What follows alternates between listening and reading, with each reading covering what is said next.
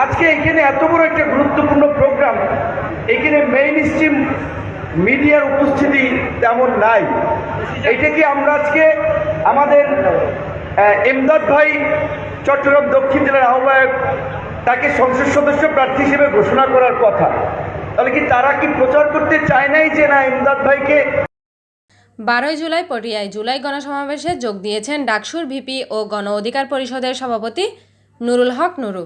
এ সময় তিনি বলেন, 5ই আগস্টের পরে গত 11 মাসে মিটফোর্ডের মতো 11,000 ঘটনা ঘটেছে।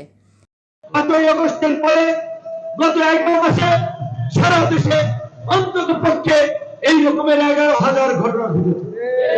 গতকালকের একটি ঘটনা আপনাদের সফলতা কাটিয়েছে, আপনাদের ডিবেটকে নাড়া দিয়েছে। আপনাদের ডিবেট উপরে প্রকাশ্য দিবালোকে একটি মানুষকে পৈশাচিক ভাবে নির্মম ভাবে হত্যা করা হয়েছে পিটিয়ে, এবং তার মৃত্যু নিশ্চিত করার জন্য সেই মধ্যযুগীয় কায়দায় প্রস্তর বা পাথর নিক্ষেপ করা হয়েছে।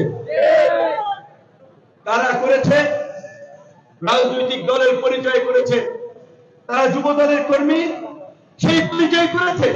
যদিও বিএনপি রাজনৈতিক ভাবে সাংগঠনিক ভাবে পরিষ্কার ভাবে বলে দিয়েছে এই সমস্ত অপকর্মের সাথে যারা জড়িত তাদের বিরুদ্ধে তারা জিরো টলারেন্স, তাদেরকে সংগঠন থেকে বহিষ্কার করা হচ্ছে।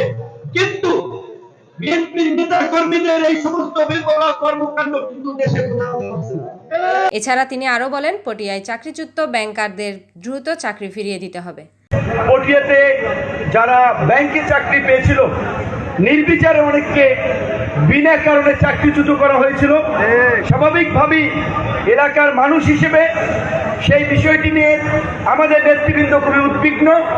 আমরা যথাযথ কর্তৃপক্ষকে আহ্বান জানাবো, সুনির্দিষ্ট কারণ ছাড়া কাউকে যেন চাকরিচ্যুত করা না হয়, এবং যাদেরকে অন্যায়ভাবে চাকরিচ্যুত করা হয়েছে তাদেরকে যেন চাকরিতে পুনর্বহাল করা হয়।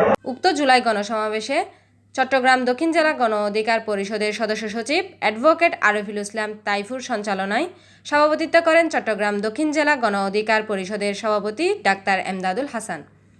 এ সময় গণ অধিকার পরিষদ ও অঙ্গ সহযোগী সংগঠনের উপজেলা, জেলা, মহানগর এবং কেন্দ্রীয় অন্যান্য নেতৃবৃন্দরা উপস্থিত ছিলেন। তাসলিমা খানম, দৈনিক পটিয়া।